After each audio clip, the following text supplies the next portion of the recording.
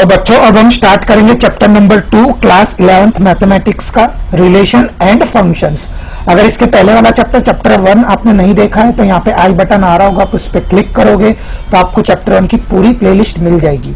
और ऐसा होगा तो मैं डिस्क्रिप्शन बॉक्स में भी चैप्टर नंबर 1 के पूरी प्लेलिस्ट डाल दूंगा। ओके, तो देखो बच्चों, जैसे कि चैप्टर का नाम है रिलेशंस एंड फंक्शंस। ओके, तो पहले हम देखते हैं कि रिलेशंस होता क्या है। ठीक है, रिलेशंस, अब जैसे रिलेशन की एक प्रॉपर्टी होती है कि वो हमेशा पेयर में होता है। It is always in pair, it is always in pair. अब इसका मतलब क्या हुआ, तो हर एक चीज एग्जांपल्स के थ्रू मैं आपको समझाऊंगा। ओके, जैसे कि एग्जांपल ले लो, मेरे पास दो नंबर हैं, एक है 5 और एक है 7। अब इन दोनों के बीच में क्या रिलेशन है? It is always in pair, मतलब एक ये नंबर है और एक ये नंबर है, मतलब दो लोगों की एक पेयर बन गई। ठीक है, अब मुझे रिलेशन फाइंड करना है। तो देखो, मैंने यहां पे देखा कि 7 ग्रेटर है। ठीक है, तो 7 इज ग्रेटर देन 5, तो ये हो गया मेरा रिलेशन। तो रिलेशन में आपको हमेशा एक चीज याद रखनी कि वो हमेशा कैसे होता है, पेयर में। ठीक है, आप कोई भी सिंगल नंबर के साथ कोई भी रिलेशन नहीं निकाल सकते। जैसे नंबर 5, अब इसके साथ आप क्या रिलेशन निकालोगे? कुछ भी नहीं। नंबर 5, तो उसका मैं क्या करूं? किसको कोई कंपेयर करने के लिए कोई दूसरा नंबर भी तो चाहिए हमारे पास, जैसे 5 और 10। देखो, अब ये एक पेयर हो गई, तो हाँ, अब मैं बता सकता हूं कि 10 मेरा ग्रेटर है। ठीक है, तो बस समझने वाली चीज यही है कि relation always in a pair. True और फॉल्स में आता है काफी बार, तो आपको ट्रू करके आ जाना है। ठीक है, तो ये था कंसेप्ट 1, रिलेशन। अब देखो बच्चों, इसका नेक्स्ट कंसेप्ट है हमारे पास, जो सबसे इंपॉर्टेंट कंसेप्ट है इस पूरे चैप्टर का। ठीक है, ये कंसेप्ट आप अच्छे से समझ लो तो एक्सरसाइज 2.1 आपको एकदम इजी लगेगी। ठीक है, तो देखो, सेकंड कंसेप्ट है हमारे पास Cartesian product. Cartesian product, product मतलब क्या बच्चों? मल्टीप्लीकेशन। ठीक है, अब देखो कार्टेशियन प्रोडक्ट हमको कैसे निकालना है। फॉर एग्जाम्पल, लेट सपोज मेरे पास a इक्वल्स टू 1,2 है। ठीक है, a equals to 1,2, b equals to 3,4। Product मतलब क्या? मल्टीप्लीकेशन। अब मुझे निकालना है a क्रॉस b। तो देखो मैं कैसे करूंगा। ठीक है, हाँ, a 1,2 है, b 3,4 है। अब मुझे निकालना है a क्रॉस b। तो पहले 1 को 3 से मल्टीप्लाई करूंगा तो उसकी एक पेयर आ जाएगी 1,3। फिर देखो 1 को मैं 4 से मल्टीप्लाई करूंगा 1,4। ठीक है, 1 वाला खत्म हो गया। अब देखो 2 वाला, 2 इंटू 3, तो 2 और 3 की एक पेयर बन जाएगी। 2 और 4 की एक पेयर बन गई। तो ये हो गया मेरा Cartesian product a cross b। ठीक है, एकदम सिंपल है। डन। आपको a दिया हुआ है 1, 2, b दिया हुआ है 3, 4 और आपको फाइंड करना है Cartesian product a cross b। तो मैंने इस तरीके से a क्रॉस b फाइंड कर लिया। ओके, अब यहाँ पे एक समझने जैसी चीज आप हमेशा याद रखना। देखो, जो फर्स्ट वैल्यू है ना, वो हमारी a की आएगी। ठीक है, फर्स्ट वैल्यू हमेशा a की है। देखो 1 किस में आ रहा है? a में आ रहा है। यहाँ पे भी 1 किस में आ रहा है? a में आ रहा है। फिर देखो 2 किस में आ रहा है? a में आ रहा है। और यहाँ पे भी 2 किस में आ रहा है? a में आ रहा है। फर्स्ट वैल्यू हमेशा 1 की, क्यों? क्योंकि हमने a क्रॉस b किया। ठीक है, जो पहले करेंगे उसी की फर्स्ट वैल्यू आ जाएगी। ठीक है, ये भी एक अच्छा ऑब्जर्वेशन है, काफी बार आपको आगे जाके ये भी हेल्पफुल होगा। ओके, तो बस कार्टेशियन प्रोडक्ट इतना ही है। a की वैल्यू दी है, b की वैल्यू दी है, a क्रॉस b आपको निकालना है। That's it. और बच्चों, जितनी भी हमारे पास ये पेयर आई 1,3, 1,4, 2,3, 2,4, ये जितनी भी पेयर आई उसको मैं क्या बोलूंगा? Ordered pairs. ठीक है, उसको हम बोलेंगे ऑर्डर्ड पेयर्स। मतलब ये सारी हमारी पेयर्स है जो एकदम परफेक्ट ऑर्डर में आई है। ठीक है, तो यहां से हमने एक फॉर्मूला हमारे पास आता है NA इंटू NB, तो क्या हो जाएगा? NA into B। ठीक है, आई बात समझ में? तो अब देखो बच्चों, एक्सरसाइज 2.1 का क्वेश्चन नंबर 1। अब क्वेश्चन नंबर 1 क्या लिखा हुआ है? एकदम इजी है, पूरी एक्सरसाइज एकदम इजी है, बस कार्टेशियन प्रोडक्ट पे डिपेंड है। ठीक है, तो हर एक क्वेश्चन में आपको करवाऊंगा, तो शांति से वीडियो देखो और साथ साथ में आप लिखते भी जाओ। ओके, अब देखो क्या लिखा हुआ है? If x/3 + 1, y - 2/3 equals to 5/3, 1/3, find the value of x and y। ठीक है, तो ये x और y को अंडरलाइन कर लो। अब देखो बच्चों, आपने क्लास 10 में कोऑर्डिनेट ज्योमेट्री पढ़ा होगा।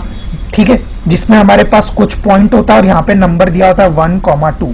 तो हम सबको पता है फर्स्ट वाला होता है x और सेकंड वाला होता है y, तो वही कंसेप्ट हमको यहाँ पे काम आएगा। फर्स्ट है x की वैल्यू, सेकंड है y की वैल्यू, ठीक है। तो देखो यहाँ पे फर्स्ट कौन है, x upon 3 plus 1 equals to क्या आ जाएगा 5 अपॉन 3, ओके। फिर देखो सेकंड y माइनस 2 अपॉन 3, इसकी वैल्यू क्या आ जाएगी, ये सेकंड वाली इक्वल्स टू 1 अपॉन 3, ठीक है। x अपॉन 3 प्लस 1 की वैल्यू 5 अपॉन 3 है, y माइनस 2 अपॉन 3 की वैल्यू 1 अपॉन 3 है, क्वेश्चन में मेंशन है, ठीक है। बस अब हमको सॉल्व करना है, तो देखो कैसे करेंगे। ये प्लस 1 है, इस साइड जाएगा तो किस में कन्वर्ट हो जाएगा, माइनस में। तो देखो x upon 3 that equals to 5 upon 3, ये प्लस 1 यहाँ पे गया तो किस में कन्वर्ट हो गया, माइनस 1 में, ठीक है। बस अब एलसीएम ले लेंगे, x अपॉन 3, एलसीएम लो या क्रॉस मल्टीप्लाई करो, दोनों से मैं तुम्हें क्रॉस मल्टीप्लाई कर देता हूं, 5 माइनस 3 अपॉन 3, ठीक है। ये तो आप सबको आता होगा, एकदम बेसिक कैलकुलेशन से। अब देखो 3 3 हो जाएगा कैंसल, तो x इक्वल्स टू 5 माइनस 3, और 5 माइनस 3 बच्चों क्या होता है 2, तो x की वैल्यू कितनी आ गई 2, ठीक है। x की वैल्यू आ गई। अब इसी तरीके से y की वैल्यू निकालेंगे, तो देखो अब यहाँ पे माइनस 2/3 है, इसको मैं यहाँ पे भेजूंगा, इस साइड भेजूंगा तो किस में कन्वर्ट हो जाएगा, प्लस में। तो y इक्वल्स टू 1 अपॉन 3 तो अपनी जगह पे ही है, ये माइनस को मैंने यहाँ पे भेजा तो किस में कन्वर्ट हो गया, प्लस में, 2 अपॉन 3। अब देखो 3 3 सेम है तो नीचे आ जाएगा 3, 1 प्लस 2, ओके। अब 1 प्लस 2 कितना होता है, 3 अपॉन 3, 3 3 कैंसिल, कितना बचा 1, जीरो मत करके आना, काफी सारे बच्चे 3 3 कैंसिल करके जीरो कर देते हैं, बट आंसर 1 आएगा, 3 1 जा 3 1 जा, तो 1 अपॉन 1 कितना होता है 1, तो y की वैल्यू कितनी आ गई 1, डेट्स इट, हो गया। यही तो हमारा क्वेश्चन है, find the value of x and y, तो x की वैल्यू i2, y की वैल्यू i1, ठीक है। तो एकदम शांति से अपनी बुक में भी आप लिखते जाओ, और जहां पे भी आपको कुछ भी डाउट हो प्लीज मुझे कमेंट करके जरूर बताना, ओके। तो देखो बच्चों, अब एक्सरसाइज 2.1 का क्वेश्चन नंबर 2, अब क्वेश्चन नंबर 2 भी एकदम इजी है। देखो क्या लिखा हुआ है, if the set A has 3 elements, okay, set A has 3 elements.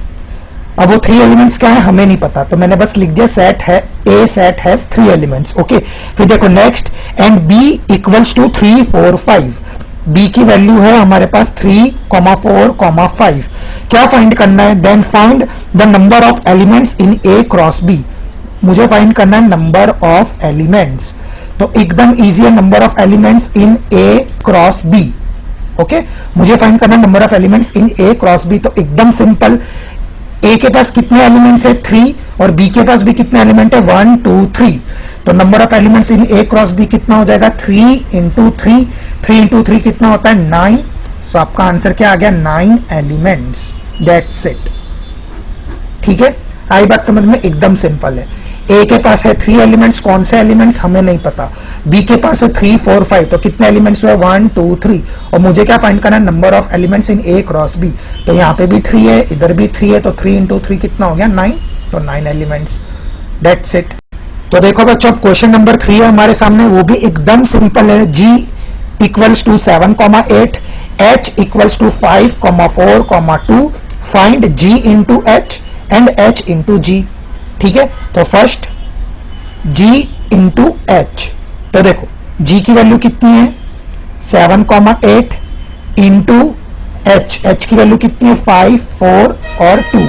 अब इन दोनों का मुझको मल्टीप्लाई करना है g, h, तो देखो कैसे करेंगे, फर्स्ट 7 से चालू करेंगे, 7 इंटू 5, तो 7 और 5 की एक पेयर बन गई, फिर 7 इंटू 4, तो 7 और 4 की एक पेयर बन जाएगी, फिर 7 और 2, तो 7 और 2 की एक पेयर बन गई, ठीक है। 7 वाला खत्म। अब देखो 8 वाला, 8 और 5 इसकी एक पेयर बन जाएगी 8, 5, ठीक है। फिर 8, 4 और लास्ट पेयर क्या बचेगी 8, 2, तो ये बन गई 8, 2, बस ये हो गया मेरा आंसर g इंटू एच, ठीक है। बड़ा ब्रैकेट करली ब्रेसिस और फिर सारे राउंड ब्रैकेट आ जाएंगे और ये यहाँ पे करली ब्रेसिस हमारा हो जाएगा ओवर, तो ये पूरा हो गया मेरा g इंटू एच, ठीक है। तो आंसर चेक भी कर सकते हो, देखो टोटल कितने एलिमेंट्स है 1 2 3 4 5 6, तो आपका आंसर सही है। क्यों, देखो ये कितने एलिमेंट है 1 2, और ये कितने एलिमेंट है 1 2 3, तो 2 इंटू 3 कितना होता है 6, तो ये भी टोटल 6 पैर ही आनी चाहिए। तो 1 2 3 4 5 6, ठीक है। तो आपका आंसर भी एकदम करेक्ट है, ठीक है। तो ये हो गया G इंटू एच, ये वाला पार्ट हो गया। अब हमको फाइंड करना है H इंटू जी, तो वो भी फाइंड कर लेंगे H इंटू जी। तो पहले कौन है H, तो पहले H की वैल्यू लिख लो। H कितना है 5 4 2, इसको मुझे मल्टीप्लाई करना है किसके साथ, G के साथ। G की वैल्यू कितनी है 7,8, ठीक है। अब ये इसका आंसर फाइंड करना है। तो फर्स्ट पेयर 5 इंटू 7, तो 5,7, फिर 5 इंटू 8, तो 5,8 की एक वैल्यू आ जाएगी। 5 का वैल्यू खत्म, अब हम करेंगे 4 के लिए। 4,7, तो 4,7, फिर क्या हो जाएगा 4,8, तो 4,8, फिर क्या आ जाएगा 2,7, तो 2,7, और लास्ट में क्या आ जाएगा 2,8, तो 2,8, और यहाँ पे हमारा ये ब्रैकेट क्लोज। तो ये हो गया मेरा H into G, that's it, ठीक है। और आंसर चेक भी कर सकते हो, यहाँ पे कितने एलिमेंट है 1 2 3, 3 इंटू यहाँ पे कितने एलिमेंट है 2, 3 इंटू 2 कितना होता है 6, तो टोटल 6 पैर हमारे पास आनी चाहिए। तो 1 2 3 4 5 6, ये 6 पैर हमारी आ गई, ठीक है। एकदम सिंपल है क्वेश्चन नंबर 3। तो चलिए अब सॉल्व करते हैं क्वेश्चन नंबर 4।